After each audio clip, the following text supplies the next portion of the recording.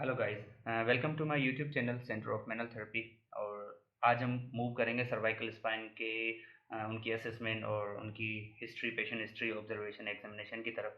Practically और clinically जो है मैं इसके ऊपर अलग से वीडियो बनाऊंगा, लेकिन थोड़ी बहुत हमने नो हाउ आनी चाहिए, लाइक सर्वाइकल स्पाइन में कितने वर्टिब्रास हैं और उसकी बेसिक हमें जो है वो होनी चाहिए। सर्वाइकल स्पाइन में 7 वर्टिब्रास हैं। अब सर्वाइकल स्पाइन डिवाइडेड है upper cervical and lower cervical spine में।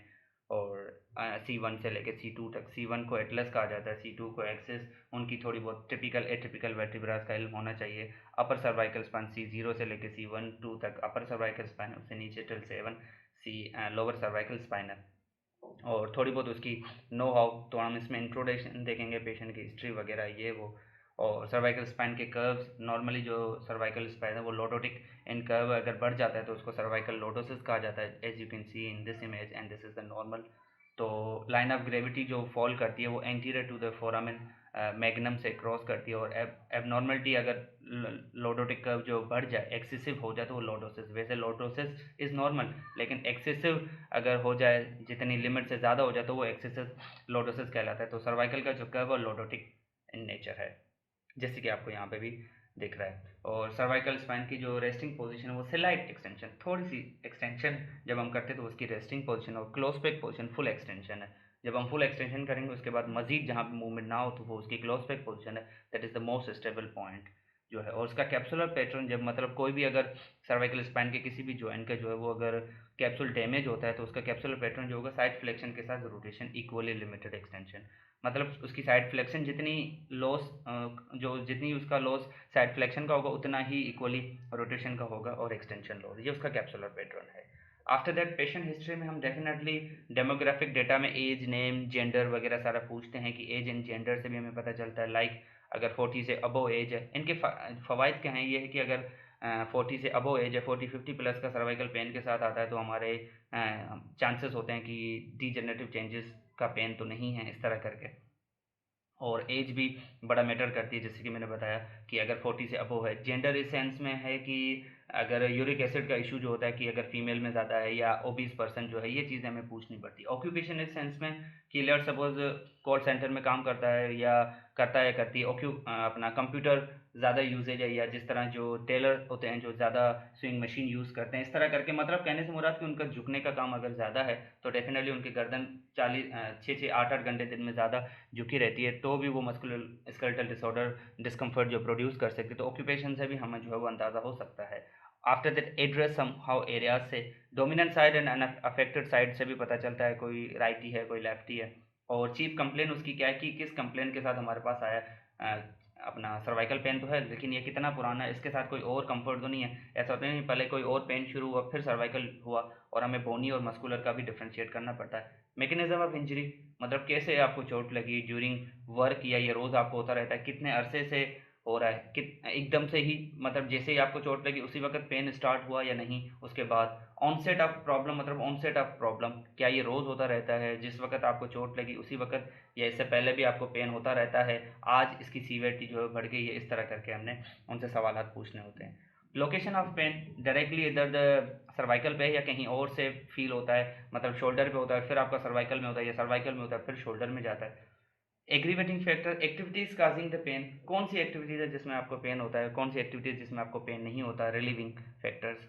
ड्यूरेशन एंड फ्रीक्वेंसी, कितनी देर, अगर जैसे ही पेन स्टार्ट हुआ तो कितनी देर वो फिर जो है पेन, आपकी जो सिम्टम्स है वो पेन रहता है, उसके बाद कितनी देर, आधे घंटे के बाद खत्म हो जाता है या नहीं, या ऐसा नहीं है थ्रू आउट पूरा द डे कांस्टेंट पेन रहता है।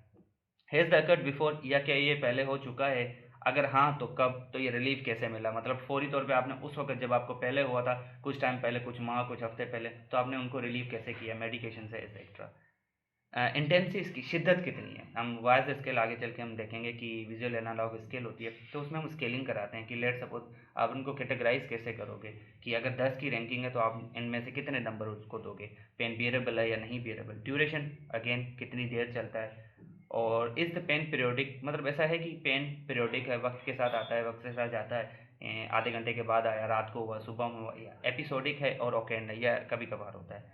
और पेन रिलीविंग फैक्टर्स है, मतलब किसी चीज़ से रिलेटेड है, लाइक रेस से आपका पेन बढ़ता है या कम होता है, या किसी एक्टिविटी से, या किसी पोस्चर से, जब आप बैठते हो तो आपको होता है, जब खड़े होते हो तो नहीं हो, इस तरह करके।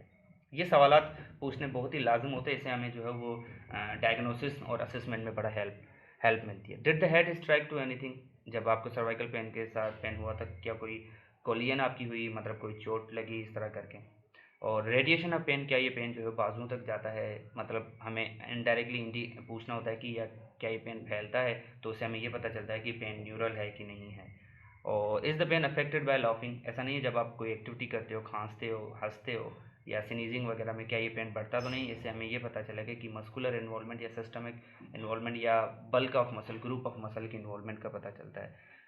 क्या आपको हेडेक है? Does the patient have headache? अक्सर जो है वो लाइक मिग्रेन या टेंशन टाइप हेडेक में क्या होता है, उसका पेन सर्वाइकल में भी आता है। इससे हमें अगेन पता चलता है कि कोई साइनोसाइटिस वगैरह की इन्वॉल्वमेंट वगैरह नहीं है। Is the paresthesia present? Again numbness, सुन होना, कि क्या गर्दन का वो हिस्सा जहाँ पे पेन होता है वो सुन तो नहीं हो जाता, तो अगेन वो हमें न्यूरल की तरफ लेके जाता है। ट्रिंगलिंग और numbness neural. Are any lower limb symptom, ऐसा तो नहीं है कि लोअर लिम्ब में कोई इशू है तो उसका पेन जो है रेडिएट हो रहा हो, इस तरह करके। Quality of pain, let's suppose neural pain होता है वो शार्प शूटिंग पेन होता है, बिल्कुल एकदम से जिस तरह करंट लग जाना, तो वो इंडिकेट करता है न्यूरल। जो मस्कुलर पेन होता है वो डल एकिंग पेन होता है, बिल्कुल धीमा धीमा सा, और एकिंग पेन, फटीकनेस वाला पेन, इस तरह करके। तो क्वालिटी ऑफ पेन भी हम पूछ सकते हैं, इससे हमें पता चलेगा कि न्यूरल है, बोनी है या मस्कुलर है। इज़ द कंडीशन इम्प्रूविंग, जब आपने ट्रीटमेंट वगैरह लो तो वो किससे रिलीफ होता है, कैसे वर्स होता है, ये भी हमने बताना, पेशेंट से पूछना होता है। एक्टिविटीज़ एग्रीटिंग, या कौन सी एक्टिविटीज़ है जो आपका पेन बढ़ाती है और कौन सा ईज रिलीफ देती है। रिस्ट्रिक्शन ऑफ मूवमेंट, जो आपकी सारी एक्टिव मूवमेंट है उनमें से कौन सी वाली मूवमेंट है, सर्वाइकल पे भी मूवमेंट्स है, फ्लेक्शन है, साइड फ्लेक्शन है, रोटेशन है, कौन सी ज़्यादा रोटेट अफेक्टेड है, कौन सी ज़्यादा रिस्ट्रिक्टेड है, कौन सी कम रिस्ट्रिक्टेड है। Is there any difficulty in solving, खाने में या सोलिंग में कोई निगलने में कोई प्रॉब्लम वगैरह तो नहीं है। Sleeping position and type of the pillow, आपका ऐसा तो नहीं है आपने रिसेंटली कोई पिलो चेंज किया या आपने अपना स्लीपिंग पोस्चर चेंज किया, लेट सपोज आप बेड से जो है ज़मीन पे सोने लगे, ज़मीन से बेड पे सोने लगे हो, तो these types of activities they are also involve in increasing और decreasing the pain. Any functional losses और या डिजीनेस एक्सेट्रा, चक्कर आना वगैरह। After that we take the medical history, like आप मेडिकल हिस्ट्री लेते हैं। ड्रग हिस्ट्री, कौन सी मेडिसिन आप रिसेंटली ले रहे हो। सर्जिकल हिस्ट्री, कोई ऑपरेशन वगैरह, ऑपरेट वगैरह तो नहीं करवाया शोल्डर या गर्दन, नेक वगैरह का। इकोनॉमिक हिस्ट्री चेक करते हैं। सोशल हिस्ट्री, पेन हिस्ट्री, जिस तरह पेन का ऑनसेट, ड्यूरेशन वगैरह सारा हम चेक करते हैं। और उसके बाद ये सारी स्केल्स हैं और जो क्वेश्चनर वगैरह हम फिल करवाते हैं। पेन स्केल, ये वेज है, विजुअल एनालॉग स्केल है, जिसमें हम उसको सामने दिखाते हैं कि आप इसको कैसे कैटेगराइज जो है करोगे। जैसे वो कहते हैं नहीं बियरेबल है और आधे से ज़्यादा नहीं है, तो हम माइल्ड में ले आते हैं, मॉडरेट है, और ये फाइनली जो है सीवियर है, बिल्कुल एक्टिविटीज नहीं कर सकता और बिल्कुल हाथ लगाने से भी पेन है तो वो सीवियर है, वो ये कैटेगराइज हम करते हैं। After that we check the observation, जिसमें इंस्पेक्शन और पल्पेशन आ जाती है। मैंने पहले ही बताया था, इंस्पेक्शन में हम हाथ नहीं लगाते, वो चीज़ें जो हम देख सकते हैं विदाउट टचिंग द पेशेंट। और ऑब्जर्व पल्पेशन में क्या होता है, डेफिनेटली हमने हाथ लगाना होता है। तो बॉडी बिल्ड से मुराद कि हम उसका मसल बल्क चेक करेंगे कि कितना जो है वो मसल बल्क है सर्वाइकल, ऐसा तो नहीं मसल्स जो है वीक हैं, फटीक हैं। असिस्टिव डिवाइसेस से मुराद की कोई वो हेल्प आउट के तौर पे कोई डिवाइस वगैरह तो नहीं यूज़ कर रहा है, जिस तरह गर्दन के जो है वो अपना ब्रेसेस वगैरह भी आते हैं। और एटीट्यूड ऑफ लिम्ब, पोस्चर वगैरह, पोस्चर डेफिनेटली हम चेक करेंगे, उसके हम आगे के मसल चेक करेंगे, उसका पोस्चर जो है वो फॉरवर्ड हेड पोस्चर तो नहीं है। राउंडेड शोल्डर वाले हजरात में अक्सर जो फॉरवर्ड हेड पोस्चर या प्रोट्रूडेड चिन जिसको कहते हैं, फॉरवर्ड हेड में उसकी गर्दन जो आगे की तरफ नॉर्मल से ज़्यादा आगे की तरफ होती है झुकने की वजह से, अगेन वही ड्यू टू द जॉब वगैरह। पोस्चर चेक करेंगे, लेटरल एंटीरियर पोस्चर, तीनों तरफ से हम उसके मसल बल्क वगैरह सारा चेक करेंगे। मसल स्पाज्म और एसिमेट्री चेक करेंगे कि मसल बल्क या जिस तरह मैंने बताया मसल एट्रोफी की तरफ तो नहीं जा रहे। फेशियल एक्सप्रेशन से मुराद अगेन पेन की सीवियर, ज़्यादा पेन होगा तो हमारे छूने से ही डेफिनेटली उसके फेस के एक्सप्रेस जो चेंज आएंगे। एनी ट्रॉफिक चेंजेस से मुराद एकदम से ही कोई ट्विस्ट वगैरह, सडन वेट लॉस वगैरह तो नहीं है। ये सारी हिस्ट्री हम लेंगे। अब हम जाते हैं इंस्पेक्शन के बाद, ये सारी वो चीज़ें जो हम देखेंगे। पैल्पेशन में हम उसकी टेंडरनेस चेक करेंगे कि मसल्स के, लेट सपोज अगर ट्रेपेजियस मसल से पेन आ रहा है तो उसके 3 फाइबर्स हैं, तो हम तीनों फाइबर्स पे हाथ रख के टच करेंगे, या शोल्डर एरियाज पे या लिवेटर स्केपुली भी।